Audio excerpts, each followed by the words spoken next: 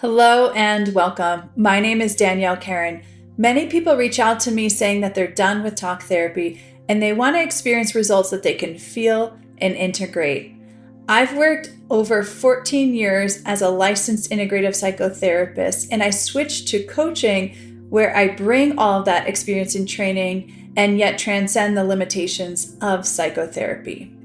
I work efficiently and effectively to help people experience their goals. It's my mission to help people live from their power, resilience, and sovereignty instead of from pain, fear, and conditioning. I've always seen health as integrative and multidimensional, which means I look through the following lenses: physical, physiological, psychological, emotional, relational, biochemical or nutritional, energetic, and spiritual. And I've trained in many different modalities to learn how these systems operate. It's my passion to provide an integrative model that addresses the many ways that trauma, neglect, loss, unmet emotional needs, and conditioning can impact us. Two of the main modalities that I integrate into my work include somatic experiencing and internal family systems. Internal family systems, or IFS, was developed by Dick Schwartz. At the foundation of this model is a belief and understanding that we all have at our core an inherently resilient, present, and regulated self. This is when we feel most like ourself. I draw this core self out as the sun because I believe it's always shining and always available. Your core self is innately resilient, meaning it's already wired in. You don't have to build it up or make it stronger. It's part of the divine design. It's more a matter of how much access we have to it. And when we can access it, we are able to be with our worst pain and our greatest fear. Innate resilience doesn't need to push through, judge, or control anything. It's a true power. And it's my passion to help people connect to this within themselves. However, there are two main parts that can get in our way of accessing our core resilient self. One is called a protector and one is called an exiled part. The exiles I draw as a little stick figure in a bubble. They're in a bubble because they're stuck in time and they're reliving pain, trauma, and vulnerability. We'll naturally exile these parts because the protector parts don't want us to go about our day being overwhelmed by that pain, trauma, or vulnerability. The protector parts I draw as clouds because when they're present, they're clouding out the sun. They're the ones responsible for exiling those exiled parts, and there are coping mechanisms. For example, anger, anxiety, hypervigilance, perfectionism, caretaking, people-pleasing, avoiding, distracting. There also are parts that are the inner critic and judge. We can have pretty destructive parts as well as protectors, such as an eating disordered part, an addict, or a suicidal part. What's important to know about these protector parts is that they all have a positive intention to help you or protect you despite the way that they're going about it. Another way to look at it is that we want your core self, the sun, in the driver's seat, in your car, driving the path of your life. We all have protectors in the back seat and the exiles are like locked in the trunk. Now the protectors are going to look through the windshield through the lens of the past. And if they don't feel like your core self is listening, if they don't feel like they can trust your core self, and if they don't know that your core self exists, then they're going to jump into the driver's seat and take the car off course. Now, the exiles know they can't just subtly get your attention because the protector parts will slam the door on them. So they come through with intensity. They're going to flood you with intense feelings, emotions, flashbacks, nightmares. Sometimes they're going to try to get your attention through bodily illness or disease. The wisdom in this is if they can get your attention, then they have an opportunity to heal and they don't have to be stuck in the past reliving whatever it is that they experienced in the past. If you don't feel like yourself, often it's because you have a part or parts that are jumping into the driver's seat and driving you around. So let's look at an example. Let's say somebody has an anxious part, and that part is trying to predict the future. It's going through all the worst case scenarios. And in doing so, it is causing this person to feel tense. They can't relax, maybe can't engage with other people. They're very hypervigilant. They can't focus. And so it might interfere with their relationships, their work, their sleep. And now let's say we have another part that's the inner critic part and saying, I hate that part, it's not helpful, it's no good, we need to fight it so that we can get rid of it. And the anxiety is going to come back and say, I can't stop because if I did, she might get hurt and I don't trust that she can handle that. So what we have here is a dialogue that's happening between one part and another. And when this is happening and two parts are pulling us in separate directions, we can feel stuck or stagnant in life. Not to mention we have this inner battle going on. So in my work, what I'm doing is helping people shift the inner dialogue to come from the core resilient self, which is the conscious mind, instead of on the level of the parts, which is the subconscious mind and the subconscious programs and conditioning. This is very different than many different types of talk therapy or even traditional types of therapy. Because, as you can imagine, if you're not paying attention, if somebody's not helping you identify which part of you is talking at the moment, then you can easily get lost in the default programs. So if you're doing some kind of therapy or coaching and they're not helping you identify your parts and which parts are talking, then it's going to be very hard for you to experience the change that you're looking for.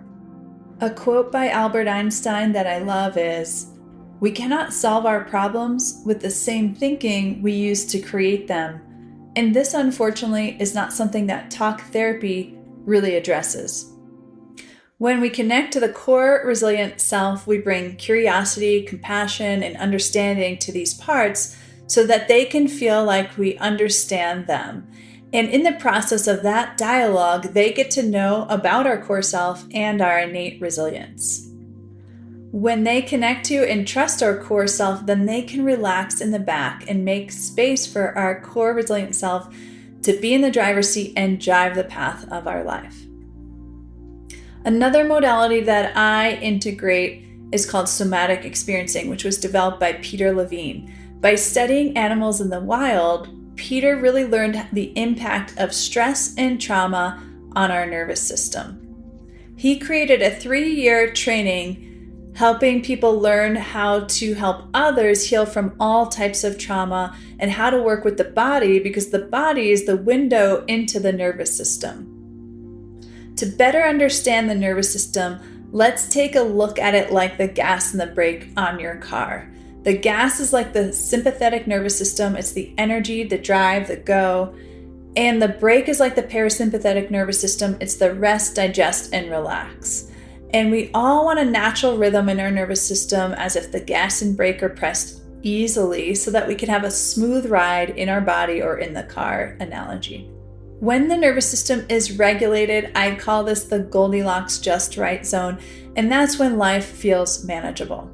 And we all have a sense of wanting to maintain this internal homeostasis in our nervous system, right? Because if we wake up and we're feeling tired and sluggish, a lot of us are going to reach for something caffeinated or stimulating to get the energy and drive to go about our day.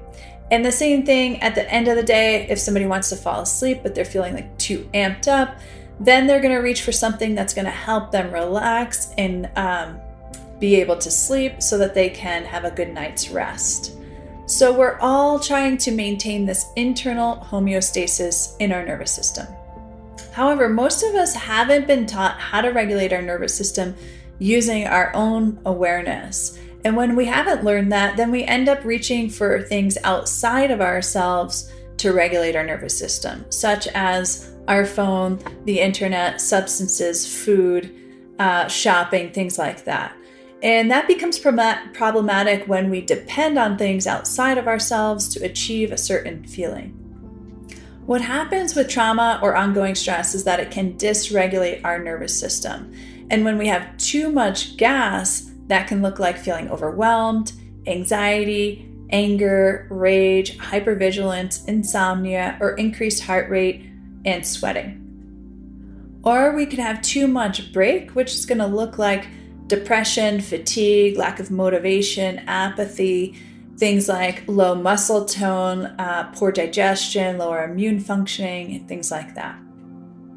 The dysregulated nervous system can also look like the gas and the brake on full throttle. So in the car analogy, the car's not going to move, but the engine's going to rev. And in a human, what's going to happen is people can look very calm on the outside, but there's a lot of intense dysregulation happening on the inside, and that's often very uncomfortable. And this is what's happening when people are experiencing a freeze or dissociation. Many people are experiencing too much gas, too much brake, or the gas and brake on full throttle, and they're missing this Goldilocks just right zone, the regulated nervous system where life feels manageable. I help people learn the tools and the skills to regulate their body using their awareness so that they can feel at home in their body wherever they go. I also help people experience corrective experiences. What do I mean by that? Well, first, I'm not interested in rehashing the past the way that it happened. So when somebody's telling me their story or what happened to them in the past, I'm looking for what was missing, what they didn't get to experience, or what they needed to experience in order to feel a sense of resolution.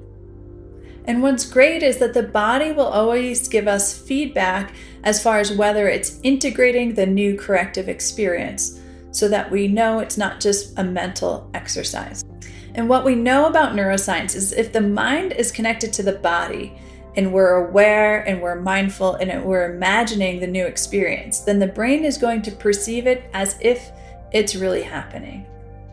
So we can't change the past, but what we can do is change our relationship to the past. So when it comes to healing from trauma or wanting to update our menu so that we have new options available to us, it's important that we engage and work with the body from our conscious awareness. It's my passion to help people know and experience their true power and resilience. I see my work as helping people weave back up or stitch together the parts of themselves that were separate from their core self back to the core self. And when the parts experience this connection to the core self, it's like the nourishment that they were always looking for. And likewise, I also help people connect their core self back up to source, or the divine, or God, or the universe, whatever word that you have for it, because it's also just as nourishing and really helps us thrive when all of us are connected back up to our source. When integrating our spiritual nature and connection into this work, I respect everyone's unique perspectives, and I help to strengthen and expand their spiritual connection. I also guide people to know themselves beyond their body. After I had a life-changing near-death experience where I got to know myself beyond my body. As your coach, I will fully support you in facing the fears and challenges that are getting in your way of your desires and aspirations. I'll help you get crystal clear on your intentions, and I'll map out a way to get there. Together, we'll work efficiently and effectively to support you in experiencing your goals.